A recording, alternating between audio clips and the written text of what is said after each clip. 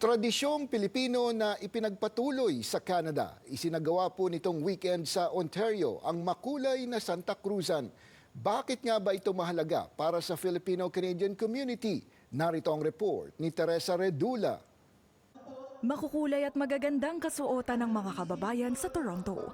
Pagbabalik ng Filipino-Canadian community sa mga tradisyon mula Pilipinas tuwing katapusan ng buwan ng Mayo. Meron nga po tayong kasabihan na you can take the Filipina out of the Philippines, but you can never take the Philippines out from a Filipina. Isinagawang muli ng grupong MOGBI o Makabansang Unifikasyon ng Guardians Brotherhood International ang kanilang taunang Santa Cruzan event, pagkilala at pagbibigay pugay sa kulturang Pilipino. Marami sa mga Pilipino rito na gusto rin nilang makita ang mga ganitong pagdiriwang. Parang ma-feel nila na kahit nandito sila sa Canada, ma-feel din nila na parang nasa Pilipinas sila. Para maging isa sa mga reyna, kailangan daw may angking Pinoy pride, may takot sa Diyos, may puso sa pagseserbisyo sa komunidad at isang role model sa mga kabataan.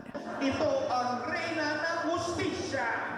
Isa sa mga napili si Maricel, ang Reyna Justicia o Queen of Justice ngayong Santa Cruzan 2026, na ipinagmamalaki ang simbolo ng pagiging patas at makatarungan. Ang pagtingin sa kapwa, sa lahat ng ating kapwa ng pantay at wala pong pinapanigan kahit anuman po ang kanilang estado sa buhay. Nagagalak po akong ipagdiwang ang ating Santa Cruzan na isa pong simbolo ng bayanihan at pagkakaisa para po ipagdiwang ang Filipino, ang kultura ng Pilipino po. Na kahit nasaan man tayong parte ng mundo, na nasa dugo po natin ang pagiging isang Pilipino. Reyna Caridad.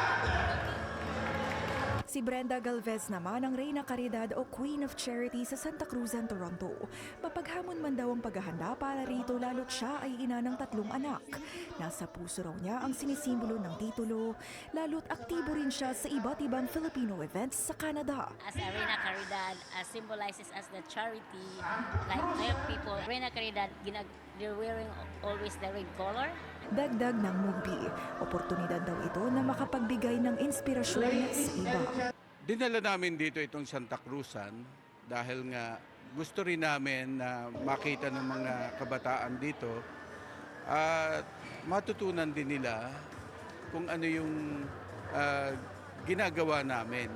Parang pamana namin to sa mga Pilipino na dito na sila ipinanganak sa Canada. Isinagawa ang Santa Cruzan 2026 sa Holy Rosary Parish Church sa Toronto. Ayon sa Katolikong simbahan, higit pa sa makulay na tradisyon at sa pagiging mistulang beauty pageant ng Santa Cruzan. Ito'y isa rin daw imbitasyon at paalala sa mga Pilipino na ipagmalaki at isabuhay ang pananampalataya. Teresa Redula, Omni News, Toronto.